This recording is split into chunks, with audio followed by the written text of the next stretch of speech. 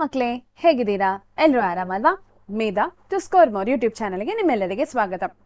ಇವತ್ತಿನ ತರಗತಿಯಲ್ಲಿ ನಾವು ವಿಜಯಪಥ ಸರಣಿ 1ರ ಗಣಿತದ ಮಾಲಿಕೆಯನ್ನು ಸ್ಟಾರ್ಟ್ ಮಾಡ್ತಾ ಇದ್ದೇವೆ. ಇವತ್ತು ಗಣಿತದಲ್ಲಿ 5 ಪ್ರಶ್ನೋತ್ತರಗಳನ್ನ ಕಲಿಯುವ. ಇದು 2023ರಲ್ಲಿ ಬಂದಂತಹ ಪ್ರಶ್ನೆ ಪತ್ರಿಕೆಯಲ್ಲಿಂದ ಆರಿಸಿದಂತಹ ಪ್ರಶ್ನೆಗಳು.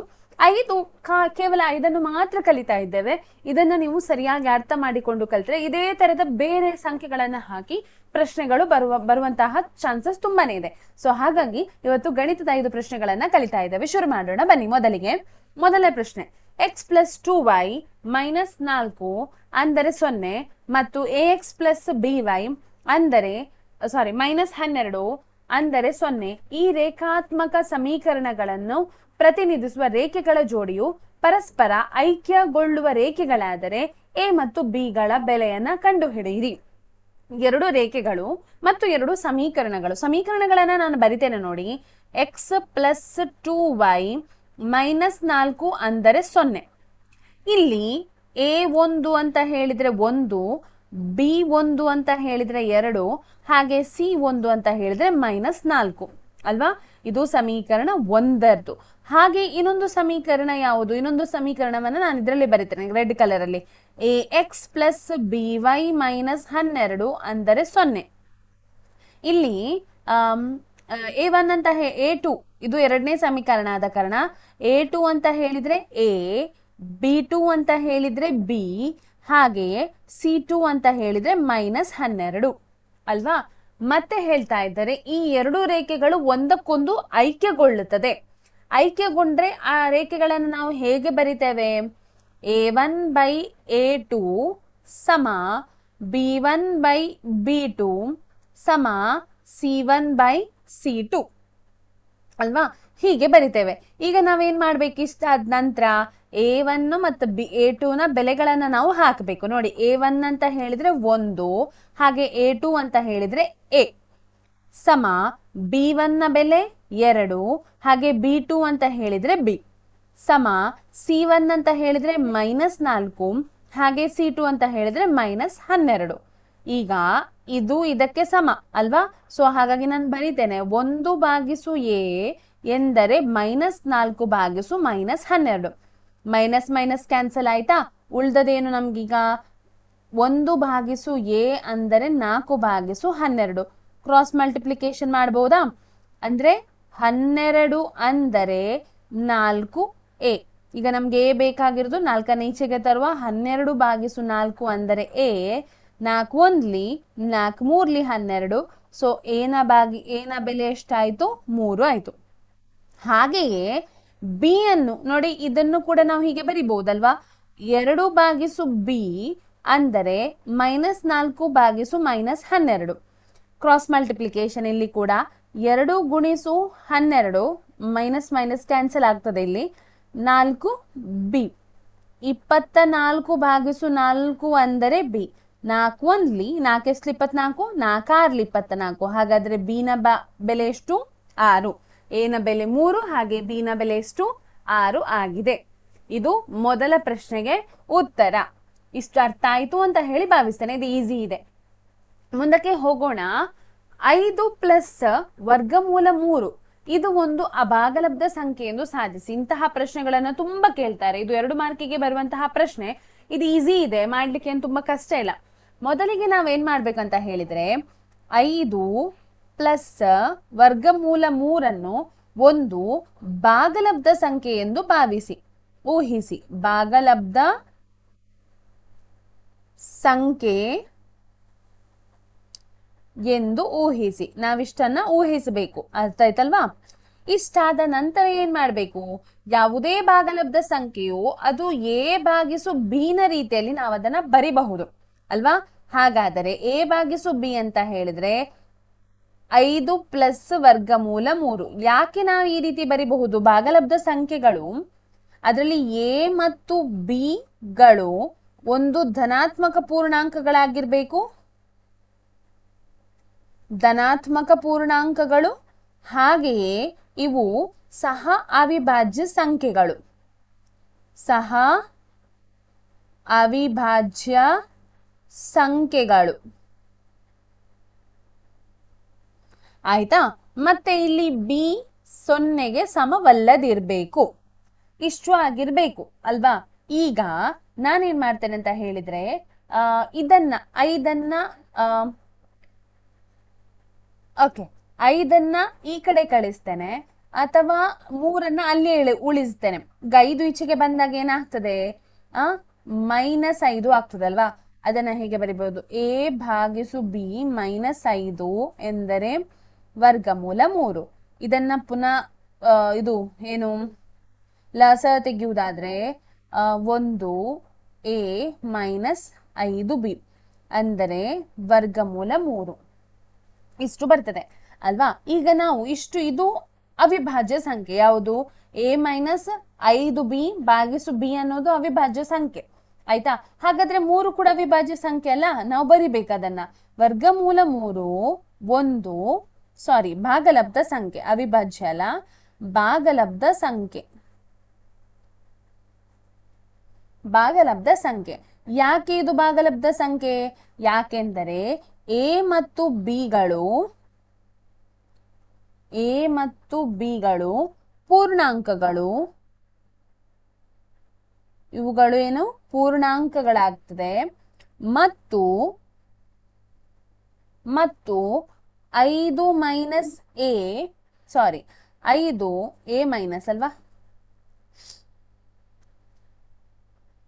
a - 5b ಭಾಗಿಸು b ಯ ಭಾಗಲಬ್ಧವಾಗಿದೆ, ಭಾಗಲಬ್ಧವಾಗಿದೆ. ಇದಿಷ್ಟು ಅರ್ಥ ಆಯ್ತಾ. ಆದರೆ ನಮ್ಗೆ ಗೊತ್ತಿರುವ ಪ್ರಕಾರ ವರ್ಗಮೂಲ 3 ಅನ್ನೋದು ಒಂದು ಅಭಾಗಲಬ್ಧ ಸಂಖ್ಯೆ ಅಲ್ವಾ. ಇದೇನಾಗಿದೆ, ಅಭಾಗಲಬ್ಧ ಸಂಖ್ಯೆಯಾಗಿದೆ, ಅಭಾಗಲಬ್ಧ ಸಂಖ್ಯೆಯಾಗಿದೆ ಎಂಬ ಸತ್ಯ ಸಂಗತಿಗೆ ಅಭಾಸವಾಗಿದೆ, ನಮ್ಗೆ ಒಪ್ಪಿಕೊಳ್ಳಿಕ್ಕೆ ಆಗುದಿಲ್ಲ ಅಲ್ವಾ, ಅಭಾಸವಾಗಿದೆ. ಹಾಗಾಗಿ ನಮ್ಮ ಊಹೆನು ತಪ್ಪು, ಅದನ್ನ ಬರಿಬಹುದು ಆಯ್ತಾ. ಅಲ್ಲಿ ಜಾಗ ಇಲ್ಲ, ನಾನು ಬರೆಯುವುದಿಲ್ಲ. ಸೊ ನೀವು ಹಾಗೆ ಬರಿಬೇಕು. 5 ಪ್ಲಸ್ ವರ್ಗಮೂಲ 3 ಅನ್ನೋದು ಒಂದು ಅವಿಭಾಜ್ಯ ಸಂಖ್ಯೆ, ಭಾಗಲಬ್ಧ ಸಂಖ್ಯೆ ಎಂಬ ಊಹೆ ಏನಾಗಿದೆ ಅದು ತಪ್ಪಾಗ್ತದೆ ಅಂತ ಹೇಳಿ ಬರಿಬೇಕು. ಅರ್ಥ ಆಯ್ತಲ್ಲ. ಇದೆರಡನೇ ಪ್ರಶ್ನೆ. ಇಂತಹ ಪ್ರಶ್ನೆಗಳು 2 ಮಾರ್ಕಿಗೆ ಬಂದೇ ಬರ್ತದೆ ಅಥವಾ 3 ಮಾರ್ಕಿಗೆ ಕೇಳ್ತಾರೆ. ಸೊ ಇದನ್ನ ನೆನಪಲ್ಲಿ ಇಟ್ಕೊಡ್ಬೇಕು. ಇದೇ ರೀತಿ ಮಾಡ್ಲಿಕ್ಕೆ ತಪ್ಪೇನಿಲ್ಲ, ಇದೇ ರೀತಿ ಮಾಡ್ಲಿಕ್ಕೆ ಎಲ್ಲ ಸಂಖ್ಯೆಗಳು ಚೇಂಜ್ ಕೊಟ್ಟಿರ್ತಾರೆ ಆಯ್ತಾ. ಕೆಲವೊಮ್ಮೆ ಖಾಲಿ ವರ್ಗಮೂಲ 3 ಎಲ್ಲ ಕೊಟ್ಟಿರ್ತಾರೆ, ಅದು ಉಂಟು ನಿಮ್ಮ ಟೆಕ್ಸ್ಟ್ ಬುಕ್ ಅಲ್ಲೇ ಉಂಟು, ಅದನ್ನು ಸ್ವಲ್ಪ ನೋಡಿಕೊಳ್ಳಿ ಅಷ್ಟೇ.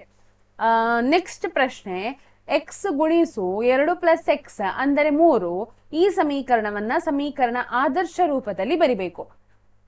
ಆದರ್ಶ ರೂಪದಲ್ಲಿ ಬರೆಯುವಾಗ ನೋಡಿ, ನಾವು ಯಾವುದೇ ಸಂಖ್ಯೆಯನ್ನಾಗ್ಲಿ ಚರಾಕ್ಷರವನ್ನಾಗ್ಲಿ ಇದ್ರ ಬ್ರಾಕೆಟ್ ನ ಹೊರಗೆ ಇಡುವ ಹಾಗಿಲ್ಲ.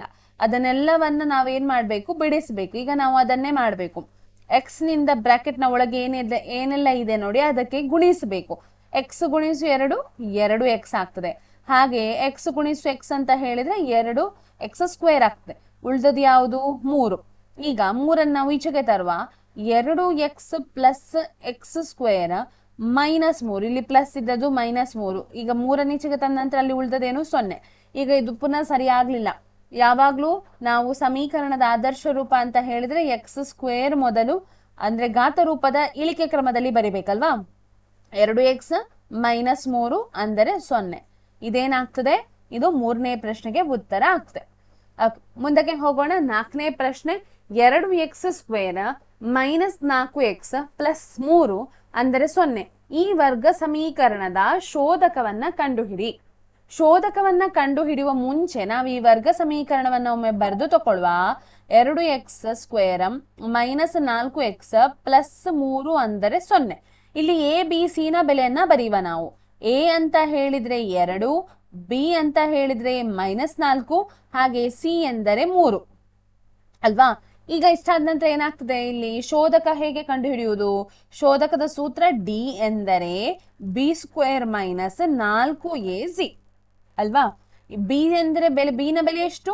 4 -4ರ ವರ್ಗ -4 ಗುಣಿಸು a ಅಂದರೆ 2, c ಅಂದರೆ 3.